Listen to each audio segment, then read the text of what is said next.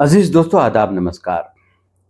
दोस्तों, अगर बच्चों में मादुरी ज़बान से अगर तालीम दी जाए तो सब्जेक्ट को समझने में और उसे याद करने में बड़ी आसानी होती है।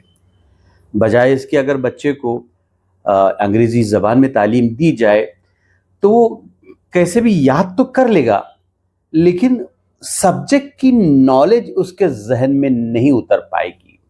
इसलिए हर कोई ये कहा करता है कि बच्चे को अगर मादरी ज़बान में तालीम दी जाए तो उसके करियर के लिए, उसको समझने के लिए बड़ा बेहतर होता है।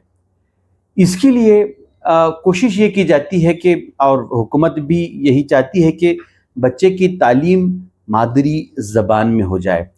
लेकिन अभी अंग्रेज़ी का शौक़ इस तरह से बढ़ गया है और जहन में ये बात इस तरह की आ गई है कि बच्चा अगर अंग्रेज़ी ज़बान में ही तालीम हासिल कर लेगा तो उसके लिए बेहतर होगा।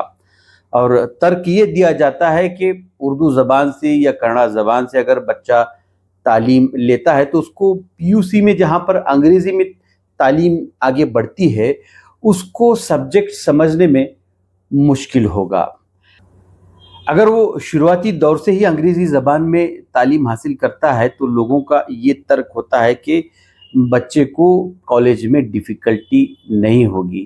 खैर, थोड़ी बहुत डिफ़िकल्ट होती है, लेकिन जो मादरी ज़बान से बच्चा पढ़ के आता है, थोड़ी दिक्कत होने के बाद भी जो सब्जेक्ट की समझ उसको होती है, वो मुझे नहीं लगता कि अंग्रेज़ी ज़बान से पढ़कर आने वाले को होती है। अगर मादरी ज़बान से इसकी तालीम चल रही है हाई स्कूल लेवल तक, अगर कुछ एक अंग्रेज़ी की अल्फाज उसको उसी वक्त याद आ जाए, मिसाल के तौर पर वेलोसिटी अंग्रेज़ी में कहते हैं, तो उर्दू में उसको पढ़ के आता है वो रफ्तार। इसी तरह से एलसीएम मैथमेटिक्स का शब्द है, वो अंग्रेज़ी में होता है, उसको उर्दू में वो पढ़ के आता है ज़ू-ज़ाफ़े अक़ल। ठीक है, तो यहाँ पे ही उसको पता चल जाए कि भाई एलसीएम क्या है और वेलोसिटी क्या है, इस तरह से अल्फाज वो समझ लेगा तो उसको कॉलेज में भी दिक्कत नहीं होगी, क्योंकि इसकी मादरी ज़बान में इसकी तालीम होती है। वो जो सब्जेक्ट का इल्म लेता है, मिसाल के तौर पर साइंस अगर वो पढ़ता है कि दौरान खून का अमल किस तरह से होता है, जब ये पढ़ता है तो वो समझ लेता है, क्योंकि उसकी मादरी ज़बान भी उसी ज़बान की होती है। अगर वो अंग्रेज़ी में दौरान खून को समझ लेता है, वो सिर्फ अल्फाज को याद करता है, लेकिन जो असल में नॉलेज होती है वो सही तरह से वो गेन नहीं कर पाता। एक और अगर मिसाल दें हम कि भाई एनर्जी किस तरह से प्रोड्यूस होती है जिस्म में, अगर वो अंग्रेज़ी में उसको याद कर ले तो अंग्रेज़ के अल्फाज को याद कर लेगा, नॉलेज उसको नहीं मिलेगी। उसकी बजाय अगर वो बच्चा मादरी ज़बान में एनर्जी किस तरह से बनती है समझ लेता है तो उसको समझने में आसानी होती है।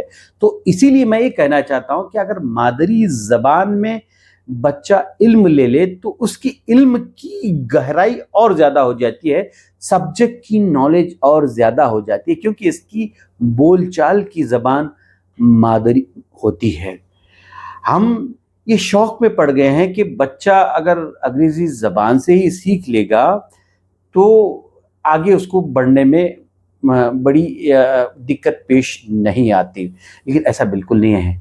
हमारे सामने बहुत सारी ऐसी मिसालें हैं कि जो मादरी ज़बान से पढ़कर आने वाला बच्चा है, अपनी लाइफ में बहुत एक्सेल किया है। हमारे पास बहुत सारे ऐसी मिसालें हैं जो बड़े बड़े अंग्रेज़ी मीडियम स्कूल्स में बच्चे पढ़कर आने के बावजूद भी वो ऑटो चला रहे हैं, रेडी चला रहे हैं, बहुत सारे छोटे मोटे काम कर रहे हैं।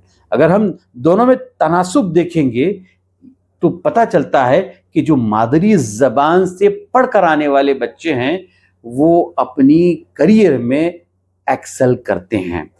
तो खैर, जो दिक्कत आती है कॉलेज लेवल में उसका हम समाधान कर सकते हैं, ये कोई मुश्किल मरहला नहीं है। लेकिन अगर सिरे से हम मादरी ज़बान को कट कर देंगे, प्राइमरी लेवल से हम ड्यूअल लैंग्वेज पर आ जाएंगे या अंग्रेज़ी ज़बान पर आ जाएंगे, तो हमें वो रिज़ल्ट बच्चों में नहीं मिलता जिसकी हम तवक्को करते हैं। جناب بہت بہت شکریہ. آداب، نمسکار، السلام علیکم ورحمۃ اللہ وبرکاتہ.